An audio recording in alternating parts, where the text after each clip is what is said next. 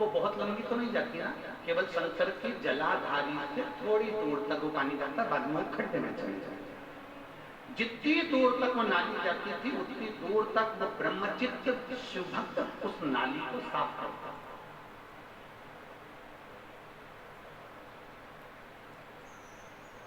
दो स्थान शंकर के मंदिर के, दो स्थान।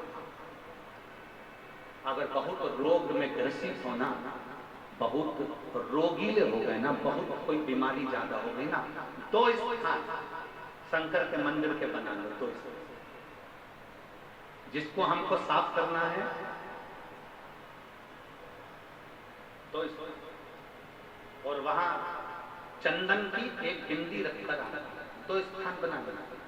पहला, ये जो जलाधारी है अशोक सुंदरी वाला जो स्थान है, पहला स्थान अशोक सुंदरी का स्थान, जहां पर बीच में एक मोटी सी लाइन रहती है, उसके आसपास में जो जगह रहती है उस जगह को जल से साफ करें, और जल से साफ करने के बाद में उसी को अपने शरीर पर थोड़ा सा लगाइए, हाथ को धो लीजिए, थोड़ी सी चंदन की बिंदी दोनों ओर लगा दीजिए, पहला स्थान।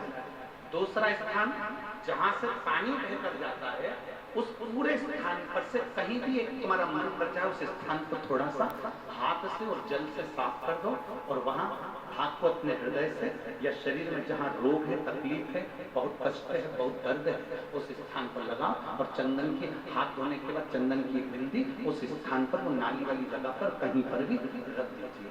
ये दो जगह आप साफ करना सीख जाते हैं। ये दो स्थान आपने अगर साफ करे हैं तो निश्चित है कितनी भी बड़े से बड़ी बीमारी है उसका रिजल्ट अच्छा ही आएगा, तो बीमारी समाप्त होगी। बीमारी समाप्त होगी निश्चित है, थोड़ा समय लगेगा, थोड़ा समय लग सकता है, पर आप अपने भरोसे से अगर करोगे तो निश्चित होगा।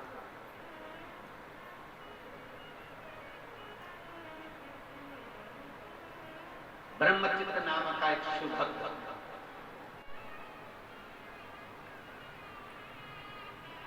यहां तक कहेंगे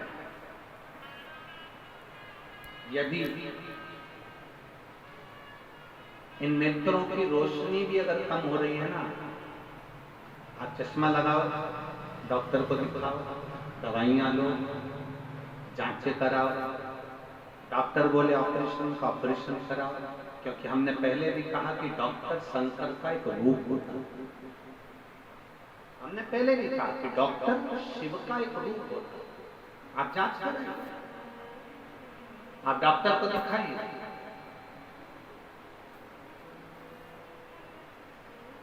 और जब डॉक्टर को भी दिखाते हुए आपकी आंखों में अगर आराम न लगे तो फिर किसी शिव मंदिर में शंकर का शिवलिंग हो, जलाधार बोले ऑपरेशन का ऑपरेशन कराओ, क्योंकि हमने पहले भी कहा कि डॉक्टर शंकर का एक रूप होता है। हमने पहले भी कहा कि डॉक्टर शिव का एक रूप होता है। आप जांच करें, आप डॉक्टर को दिखाइए,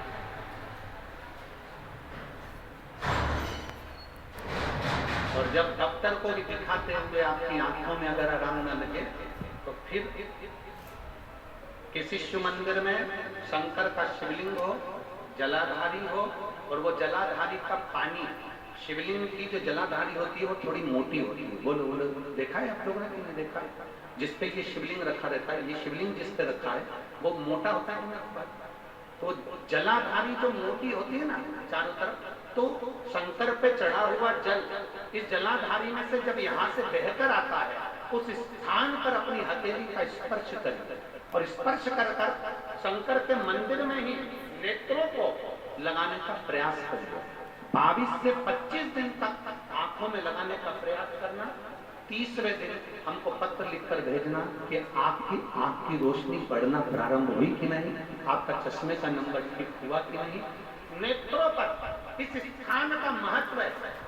ये गणेश और कार्तिकेय का स्थान, बीच में अशोक सुंदरी का स्थान, शिवलिंग, शंकर के ऊपर जो जल गिरता है, शंकर जी की 5 लड़कियां, जया, विषहरा, सामरीवारी, दौतली, देव, जिस पर शिवलिंग रखा है ये पार्वती जी का हस्तकमल, और ये जो भाग है जहां से जल नीचे गिर रहा है, ये 33 कोटि देवी देवताओं की जो धर्म पत्नियां हैं उनका स्थान होता है, जहां से ये जल नीचे की ओर आता है। उस स्थान पर अपनी हथेली का स्पर्श कर कर अपने नेत्रों पर लगाना प्रतिदिन प्रारंभ करो। 25 दिन के बाद बात करेंगे कि नेत्र की रोशनी बढ़ती है कि नहीं बढ़ती।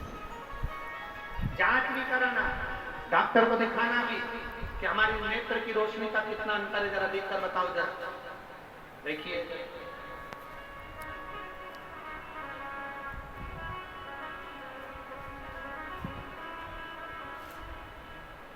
और मेरे भोले तेरा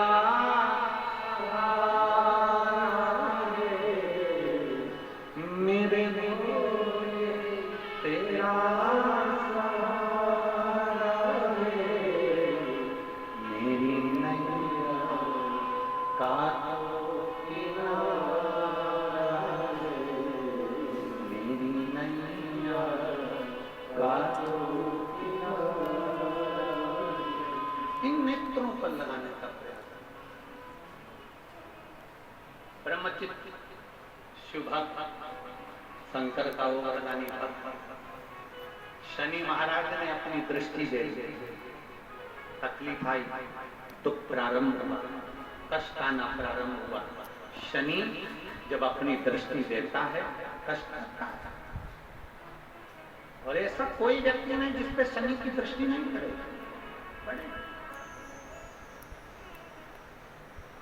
उसका काम है शनि का अपना काम करना, ग्रहों का काम है उनको अपना करना है, वो करेंगे।